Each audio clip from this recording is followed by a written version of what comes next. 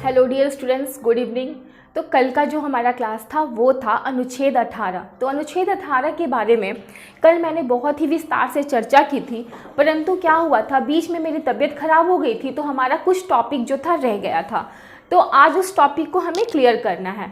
तो देखो, हमारा जो टॉपिक रह गया था ना बच्चों, वो है उपाधियों पर विवाद। उपाधियों का अंत समझाया, उपाधि और पुरस्कार में अंतर क्या है कल वो भी समझाया, आर्टिकल 18 के क्लॉज 1, 2, 3, 4 को भी बताया। बस अंत का एक टॉपिक मेरा रह गया था, क्योंकि आपको पता है कल बहुत ज़्यादा मुझे खांसी आ रही थी, गला भी ख़राब हो गया था, बोल नहीं पा रही थी। थोड़ा हद तक आज ठीक है, तो सोची कि वीडियो को मैं कंप्लीट कर लेती हूँ। तो उपाधियों पर विवाद जो था उसको मैं अब कंप्लीट कर लेती हूँ। तो देखिए, ईयर 1954 की बात है। ये विवाद आखिर शुरुआत कहाँ से हुआ? तो 1954 में संघ सरकार के द्वारा कुछ पुरस्कारों की घोषणा की गई। ठीक है, तो कौन कौन से वो पुरस्कार है वो देखते हैं। जैसे किसी को भारत रत्न देंगे, पद्मश्री देंगे, पद्म विभूषण देंगे। ये 3 पुरस्कार आपको यहाँ दिख रहा है। तो कुछ पुरस्कारों की घोषणा की गई कि ये किसी विशेष व्यक्ति को मिलेगा। ठीक है, तो विशेष पुरस्कार में जहाँ बोल रही हूँ बच्चों, तो समझ जाना पुरस्कार और उपाधि में अंतर है कि पुरस्कार व्यक्ति की कुशलता, क्षमता, सेवा, प्रतिभा, योग्यता पर दिया जाता है, और जो उपाधियां हैं वो जन्म से ही मिल जाती हैं। जो बिना किसी कुशलता, क्षमता, योग्यता के किसी को जन्म के आधार पर मिलता है उसको क्या बोलते हैं? जिसको जन्म से प्राप्त हो जाता है वो उपाधि है। ठीक है, तो यहाँ पे साफ साफ पुरस्कार बोला जा रहा है। इसका मतलब कि जो व्यक्ति कुशल होगा, जिसकी क्षमता, कुशल व्यक्ति, क्षमतावान व्यक्ति, प्रतिभावान व्यक्ति, योग्यता वाले व्यक्ति को जिसकी सेवाओं में क्या होगा, उसके काम उत्कृष्ट होंगे, उनको क्या मिलेगा? ये भारत रत्न, पद्मश्री, पद्म विभूषण। जो जिस क्षेत्र में काम करा उस क्षेत्र में उसकी योग्यता, उसकी क्षमता, उसकी कुशलता क्या हो, उत्कृष्टता पे पहुंच गई हो, बहुत ही ऊंचाइयों तक वो ले गया हो अपनी कुशलता के द्वारा, अपनी क्षमता के द्वारा, अपनी योग्यता के द्वारा अपने पद को बहुत ऊंचाइयों तक पहुंचाया हो, वैसे व्यक्ति को क्या करेगी? संघ सरकार सम्मानित करेगी। क्योंकि जब एक आदमी विशिष्ट होता है तो वो क्या करता है, एक आदमी जब किसी अच्छे पद को ग्रहण करता है तो वो अपना प्रभाव पूरे समाज पर छोड़ता है। उसी प्रकार जब एक आदमी क्या होता है, किसी गलत राह पे चला जाता है तो उसका प्रभाव भी समाज पे पड़ता है। अगर मैं किसी का कल खून कर देती हूँ तो इसका प्रभाव भी समाज पर पड़ेगा, और अगर कल मैं कुछ ऊंचा अच्छा काम करती हूँ अपनी योग्यता से तो इसका भी प्रभाव समाज पर पड़ेगा। लोग मुझसे सीखेंगे और समाज पर इसका विशेष प्रभाव पड़ेगा। तो ये कहना है कि जब कोई इंसान अपनी योग्यता से जिस पद पर है उस पद पर अपनी योग्यता से क्या कर रहा है, देश का, समाज का कल्याण कर रहा है, अपना प्रभाव समाज पर छोड़ रहा है, तो उसको तो देना चाहिए पुरस्कार। ये संघ सरकार का कहना है। तो ये 3 पुरस्कार का मैंने यहाँ पे उदाहरण लिया है। ठीक है, तो अब बात यहाँ पे ये है कि विपक्ष का क्या कहना है। विपक्ष के लोगों का कहना ये है कि देखो, अगर आप बोल रहे हो कि समानता समानता समानता, अगर समानता ही है तो किसी को आप भारत रत्न दे रहे हो, भारत का रत्न बना रहे हो, तो बाकी लोग क्या है? बेकार हैं। ये रत्न है तो बाकी लोग क्या है? पत्थर है। कहने का मतलब ये है कि आप किसी को रत्न कैसे बोल सकते हो भारत का? ठीक है, वो अपनी कुशलता से आगे बढ़ा है तो भारत रत्न उसको दे देंगे, भारत का वो रत्न कैसे हो जाएगा? आप पुरस्कार दे रहे, गिफ्ट दे रहे हैं, लेकिन ये तो आप उपाधि दे रहे हो भारत रत्न की, पद्मश्री की, पद्म विभूषण की उपाधि दे रहे हो। कोई विभूषण है तो बाकी सब क्या है? दूषण नहीं ना।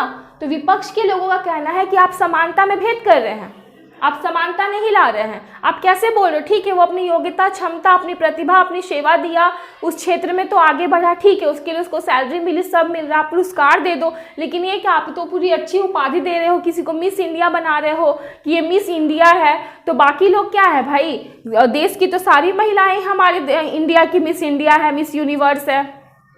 तो हर व्यक्ति की, हमारा संविधान क्या बोल रहा है कि हर व्यक्ति अपने में क्या है? विशिष्ट है। क्योंकि हमारा फिंगरप्रिंट्स भी एक दूसरे से मैच नहीं करता है, इसका मतलब हर व्यक्ति एक दूसरे से क्या है? बहुत ही अलग और विशेष है। तो विपक्ष का ये कहना था कि आप तो हमारे साथ भेदभाव कर रहे हो, कैसे आप उपाधि दे सकते हो किसी को? ठीक है, तब संघ सरकार संघ सरकार ने पुरस्कार की बात की और विपक्ष में यह मुद्दा था, ठीक है। लोगों का कहना था कि नहीं ये तो गलत हो रहा है। तो अब इस पे क्या विवाद है, अब इधर भी हम समझ लेते हैं। तो देखो अब क्या हुआ, 1977 का ईयर था, जनता पार्टी की सरकार थी। जनता पार्टी मोरारजी भाई देसाई, क्योंकि 25 साल तक तो कांग्रेस ही शासन किया है, ठीक है, तो पहली गैर कांग्रेसी पार्टी थी ये, ठीक है, गैर कांग्रेस का शासन था पहली बार। तो इस जनता पार्टी सरकार मोरारजी भाई देसाई कौन थे, प्राइम मिनिस्टर थे। तो मोरारजी भाई देसाई ने कहा कि देखो हम समाजवादी हैं, कांग्रेस बस समाजवादी बनती है पर हम है समाजवादी। कहने का अर्थ ये है कि समानता हमारे लिए इम्पोर्टेंट है। और इसने क्या किया, इस पुरस्कार को समाप्त कर दिया, बोला कि नहीं नहीं सही बात है, ये समानता के खिलाफ है। कैसे हम किसी को रत्न मान ले, कैसे हम किसी को मिस इंडिया, मिस यूनिवर्स, कैसे किसी को पद्मश्री, पद्म विभूषण देंगे, हमारे लिए सब बराबर है, ठीक है।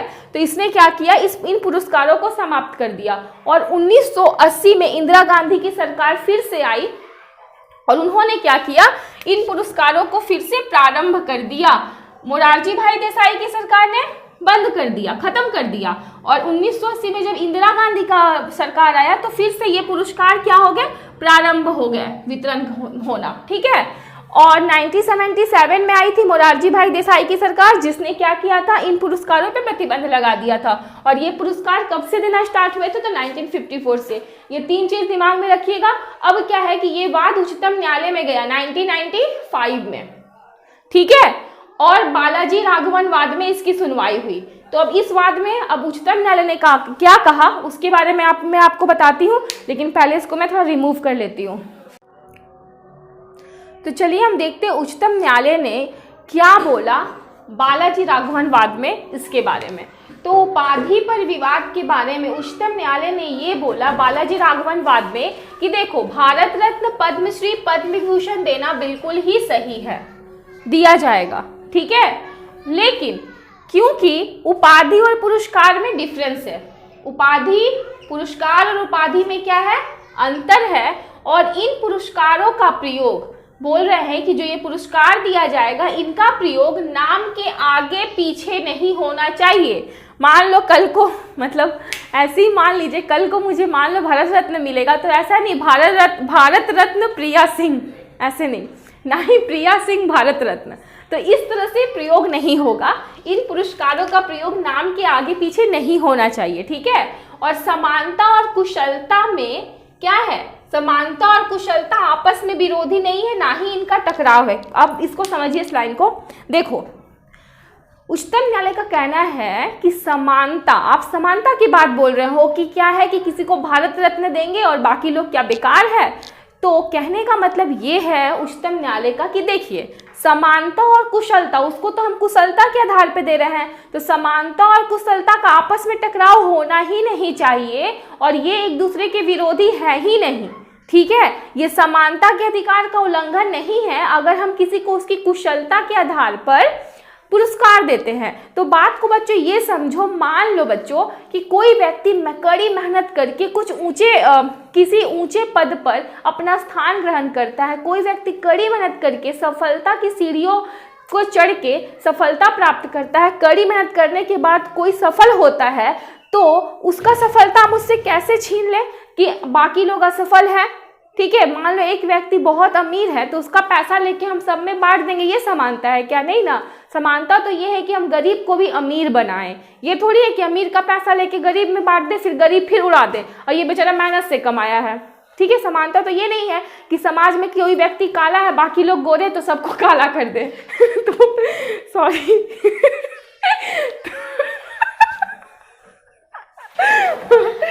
रुक जाओ क्या तो माफ कीजिएगा, मुझे काफी हंसी आ गई तो ये समानता नहीं है